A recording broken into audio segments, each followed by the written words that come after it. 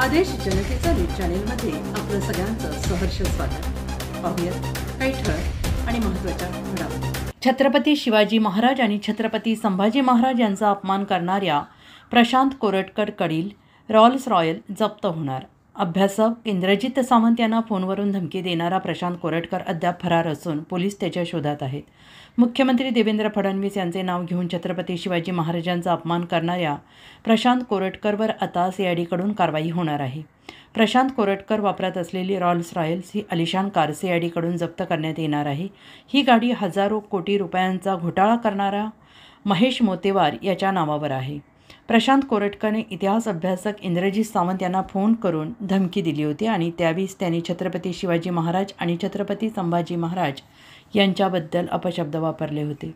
त्यानंतर त्यांच्यावर कारवाई करण्यासाठी राज्यभरातून दबाव वाढत होता। दरम्यान प्रशांत कोरटकर हा त्याच्या नागपूरच्या घरातून पसार झालेला असून त्याचा ठावठिकाणा अद्याप कुठे आहे याची माहिती पोलिसांना नाही।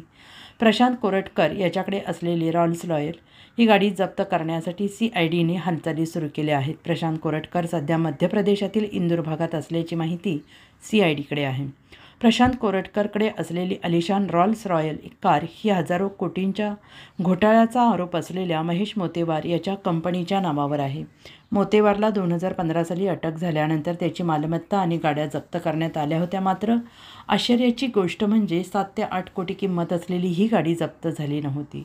ही गाडी कोणाला भेटता येऊ नये म्हणून सीबीआयने ब्लॉक केली होती। पण तरीही ही गाडी प्रशांत कोरटकरकडे कशी आली हा प्रश्न आहे। सीआयडीने या प्रकरणाचा नव्यानं तपास सुरू केल्याने काही पोलीस अधिकारी देखील गोत्यात येण्याची शक्यता आहे। मुख्यमंत्री देवेंद्र फडणवीस गुरुवारी कोल्हापूर दौऱ्यावर असून यावेळी प्रशांत कोरटकरवर कारवाई करण्यात यावी यासाठी आंदोलन होण्याची शक्यता आहे। प्रशांत कोरटकरकडे असणारी रॉल्स रॉयल ही गाडी त्याच्याकडे कशी आली याचं गूढ वाढत चाललेलं आहे। कारण ही गाडी विकण्यास किंवा तिचा लिलाव करण्यास बंदी असलेली असताना ती कोरटकरकडे कशी आली याबाबत आश्चर्य व्यक्त करण्यात येत आहे। छत्रपती शिवाजी महाराज आणि छत्रपती संभाजी महाराजांबद्दल अपशब्द वापरल्याचा आणि इतिहास अभ्यासक इंद्रजित सावंत यांना धमकी दिल्याचा आरोप असलेल्या प्रशांत कोरटकरवर कोल्हापूर आणि नागपूरमध्ये गुन्हे दाखल आहेत।